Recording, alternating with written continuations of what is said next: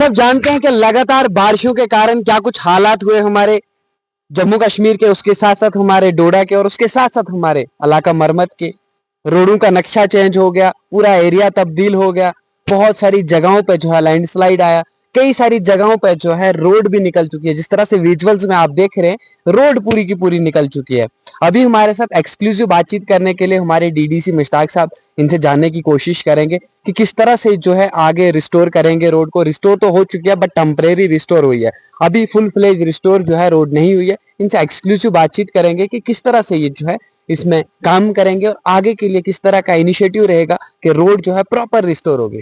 मुश्ताक साहब, सबसे पहले आपका बहुत बहुत शुक्रिया टाइम देने के लिए, और उसके साथ साथ मैं जानना चाहूंगा कि रोडों की बहुत बुरी हालत हो चुकी है, आप किस तरह से इसमें फाइट करेंगे और किस तरह से जो है कितना वक्त लेंगे आप जो रोड जो है इसको रिस्टोर करने में प्रॉपरली। देखो, आप जो ये आवाज़ उठाते हैं तारक साहब, ये बहुत बहुत शुक्रिया हूँ मैं आपका और आपका चैनल का भी कि आप इस मरम्मत की आवाज़ मैंने देखी, आपने हर वक्त ये आवाज़ उठाई।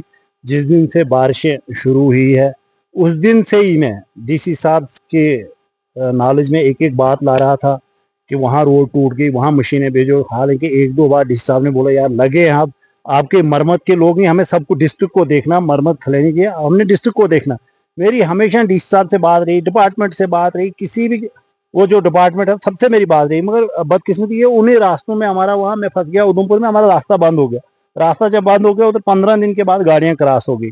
जब गाड़ियाँ क्रॉस, मेरी थोड़ी सेहत भी खराब थी, फिर उसके बाद मैं 2-3 दिन से डोडा में ही बैठा था, जिसमें से हमने डीसी साहब से भी मैंने बात की, डिपार्टमेंट पीएमजीएसवाई डिपार्टमेंट से भी मैंने बात की। उसमें से हमने डीसी साहब ने भी बड़ा इसमें, मैं कहता हूँ कि बड़ा जल्दी में उन्होंने भी वक्ती तौर फंडिंग की ये अलॉटमेंट की कि उनने ऐसे ऊपर अपने कमिश्नर सेक्रेटरी साहब से या जो भी इस डिपार्टमेंट का या जो अपने चाहे डिवीज़न का मसला हो, सबसे उनने बात करके उनने फिलहाल वक्ती तौर पे, मैं आपको ये एक अच्छी खबर बताऊंगा, उससे होगा नहीं कुछ भी, मगर कल की डेट में 37 लाख का टेंडर निकला एक बड़ग्रां टू ब्योता वाले रोड पे।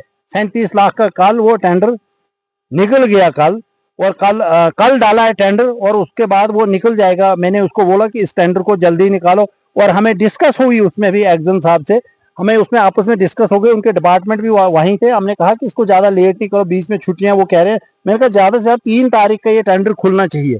इसके साथ साथ में ये जो बाड़ी रोड वाला रोड है, इसके लिए भी 15 लाख की टेंडरिंग हुई, उसके लिए भी टेंडर कल उन्होंने टेंडर डाला है। ये कि इसे ओपन किया है कि इसमें कोई भी बंदा जो जिसके पास कार्ड है वो पार्टिसिपेट कर सकता है, वो टेंडर डाल सकता है। और मेरी गुजारिश रहेगी सब लोगों से जिनने टेंडर डालने हैं इसमें, मैं उनसे रिक्वेस्ट करता हूँ कि 3 तारीख तक आपको मौका है, आप टेंडर डालिए। मगर मैं खुदा रहा आपसे गुजारिश करता हूँ कि इसको इस पर 50%, 40%, 35% बिलो ना जाइए। ये कोई पैसे कमाने के लिए रोड नहीं, हमने ठेकेदारों के लिए और इमरजेंसी जो ये पैसा है इसके लिए वो सैंक्शन किया गया। ये इसलिए पैसा कि ये किसी ठेकेदार को पैसे कमाने के लिए नहीं, रोड ये इमरजेंसी लोगों की जान बचाने के लिए, किसी की गाड़ी ना गिरे इससे। मैं जितने भी ये वीडियो या ये जो आपके माध्यम से जिस तक ये आवाज़ पहुंचेगी, जो भी इसमें ठेकेदार पार्टिसिपेट करेंगे, टेंडर डालेंगे, मैं उनसे गुजारिश करता हूँ कि इस पर बिलो टेंडरिंग ना कीजिए, क्योंकि इस पर ये हमारे लोगों का मसला है। ये रोड की खस्ता हालत है, मैं इसको देख रहा हूँ 2 दिन से। मैं इस वाले रोड पे इधर एक आपको दिखाना चाहता हूँ, एक और क्वेश्चन पूछूंगा मैं थोड़ी बात खत्म करता हूँ। जैसे एक चीज मैं बताऊंगा, यहाँ अगर ये दिख जाएगी, ये देखो ऊपर से, ये ऊपर वैसे रह गया कलवर्ट, नीचे से खत्म है ये। अब किसी इमरजेंसी जो बंदा आएगा, कोई बाहर से आएगा, उसको क्या पता वो वहां से सीधी गाड़ी नीचे गिर जाए। मैं कहता हूँ अल्लाह ताला सबकी हिफाजत करे, और बहुत प्रॉब्लम है ये। मैं सब ठेकेदारों से गुजारिश करता हूँ कि इस मिल के, इसमें चाहे 4-4 ठेकेदार मिलके आपस में मिलके इसमें पैसे कमाने के लिए नहीं, खास करके मैं मरम्मत वालों से गुजारिश करूंगा कि आप मरम्मत वाले इसमें टेंडरिंग कीजिए, डालिए, क्योंकि अगर इसमें बाहर का होगा उसको पता नहीं कि हमें कितनी जरूरत है इसमें। और सब जगह में ये जो फ्लड कंट्रोल में जो पैसा इमरजेंसी डिस्ट्रिक्टों में डीसी साहब ये पैसा रिलीज कर रहा है इमरजेंसी, मैं कहता हूँ सबसे यही गुजारिश करता हूँ मैं ठेकेदारों से कि इस पे पैसे कमाने के लिए टेंडरिंग ना डालिए, इसलिए टेंडर डालिए कि हमें लोगों की जान बचानी है, और मेरी ये गुजारिश रहेगी ठेकेदारों से। मुश्ताक साहब, हाल ही में आपने भी देखा होगा, खलैनी टू गोहा रोड वाइडिंग के लिए पैसा आया, 9.5 करोड़ आया। उसमें हमारा एक फेमस नाला भी है जिसमें ब्रिज बनना था, यानी कि डॉक्टर जितेंद्र सिंह जी ने भी उस पर ट्वीट किया और वो फेमस हो गया नाला। देखो, और वो ब्रिज नहीं बना, और ना ही उस रोड पे जो है काम उस तरह से हुआ। उस रोड पे मैं हमेशा उनके मगर रहा हूँ, NHDCL वालों के मगर रहा हूँ मैं। उसके बाद मैंने उनका जो GM है उनसे बात होती रही मेरी, और फिर भी करूँगा।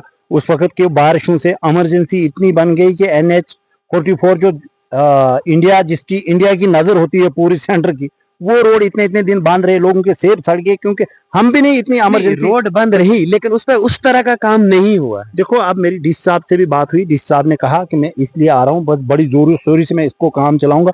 और ये जो ये टेंडर, इसमें खास करके मैं ये डीसी साहब ने इस पे बड़ा रोल डीसी साहब का रहा। एक बार हमारा ब्लॉक दिवस गोवा में आए थे, उधर ये चेयरमैन साहब भी आए थे, मैंने उनको बोला था आप आ जाओ, वाइस चेयरमैन मैडम भी आई थी, मैं भी था उसमें। डीसी साहब उस दिन डीसी साहब ने, हमने सब ने मिलके वो उसका ब्रिज का वो शुरुआत NHDCL वालों को बुला के लाया। उसमें डीसी साहब का बड़ा रोल रहा, चेयरमैन साहब का भी, लेकिन अभी तक वो ब्रिज नहीं बना, पूरी काउंसलर का रोल रहा उसमें। मगर मुझे आपको मैं एक चीज बताऊं, जो ये ब्रिज बनते हैं, आप बोलोगे कि रातों रात ब्रिज नहीं बनते हैं, इसकी कोई फाउंडेशन नीचे देखनी पड़ती है, इसमें बाकी काम देखने पड़ते हैं। अभी तक तो फाउंडेशन भी नहीं निकाली नहीं, उधर मैंने देखा, कल भी डीसी साहब से बात हुई, और भी करूंगा, वो बहुत जरूरी है। अब आप बोलोगे कि महीने में ब्रिज बनेगा, वो महीने में नहीं बनेगा। पिछले कुछ सालों से हम सुन रहे हैं ना, वहाँ पे ब्रिज बनेगा, अभी वो नाला फेमस, बड़ी अफसोस की बात है, वो बड़ा फेमस हुआ नाला। मैं ये कहता हूँ कि बड़े बड़े लोग आए यहाँ, बड़े हुकूमतें रही, चलती रही, MLAs आए, मगर वो हमारे मरम्मत वालों के साथ वो नाइंसाफी हुई, चाहे वो हमारे पार्टी के लोग हों, चाहे दूसरी पार्टी के लोग हों, उसके लिए, पूरी मरम्मत वालों के लिए नाइंसाफी हुई है। वो ब्रिज आज से पहले 20 साल बनना चाहिए, वो पुल आज से पहले 10 साल बनना चाहिए, आज से पहले 5-7 साल बनना चाहिए।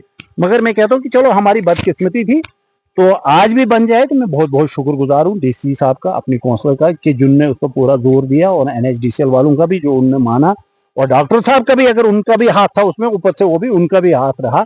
मगर ये हमने आज से पहले 1.5 साल सैंक्शन करवाया है, 1.5 साल।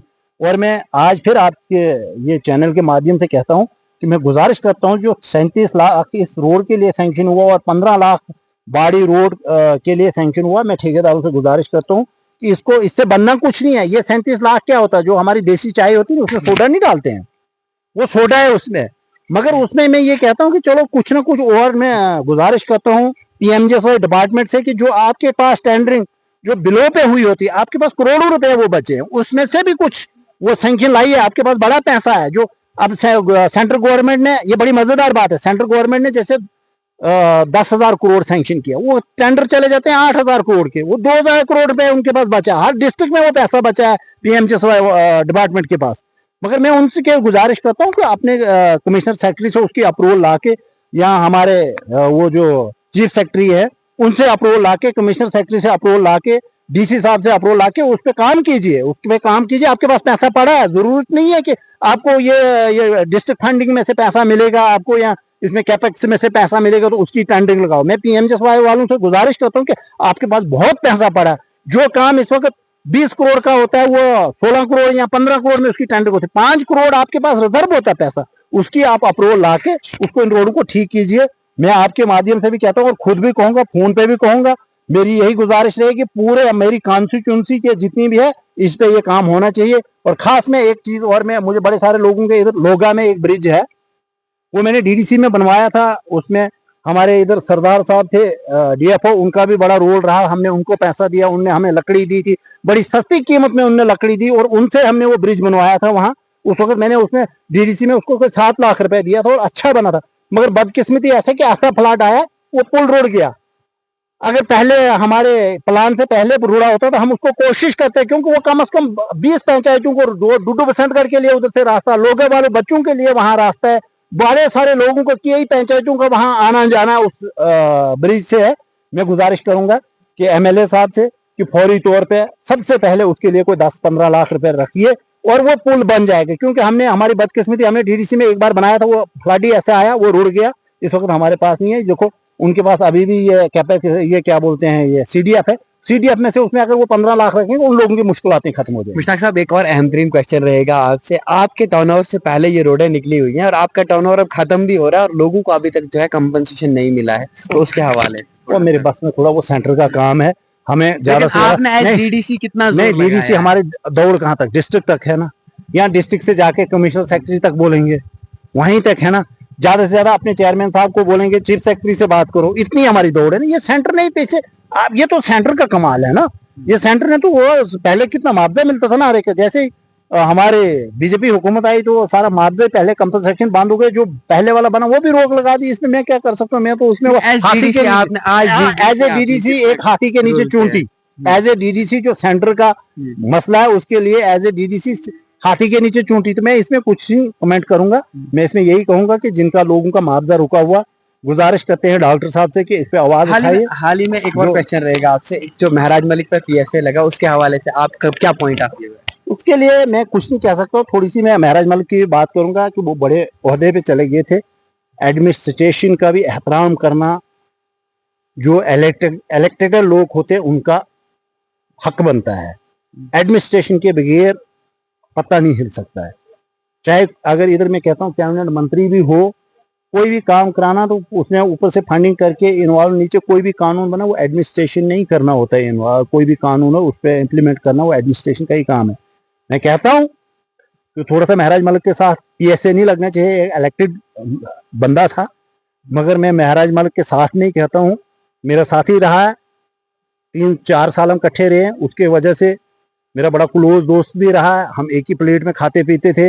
मैं हमेशा उसको कहता था कि आप अब बड़े नेता बन गए, मगर थोड़ा सा कि जब तक हम एडमिनिस्ट्रेशन के साथ बोलो सीधा, जो बोलने का अंदाज थोड़ा चेंज करो, गाली गलोच इसमें नहीं होती है, प्यार से भी वही कहना। अगर हाँ अलबत्ता वो एक MLA थे, बड़े ओहदे पे थे, उनके लिए बड़ा खुला रास्ता था। अगर DC साहब नहीं मानते थे वो कमिश्नर सेक्रेटरी को कह सकते हैं, कमिश्नर सेक्रेटरी मानता चीफ सेक्रेटरी के पास जाते, चीफ सेक्रेटरी मानता उनके पास CM था आगे, उनको जैसे हमें मिलने के लिए 2 दिन लगेंगे, CM को वो तो 1 घंटे में मिल सकता है। MLA है, जब भी टाइम, अगर आज नहीं मिलेंगे आज जाएंगे, कल मिल सकते हैं। उसके बाद वो सेंटर को लेटर लिख सकते थे कि जनाब ये मेरी नहीं सुन रही। इसके लिए मैं कहता हूँ जो भी इलेक्टेड लोग होते हैं इस पर भी थोड़ा कंट्रोल करना। बहुत बहुत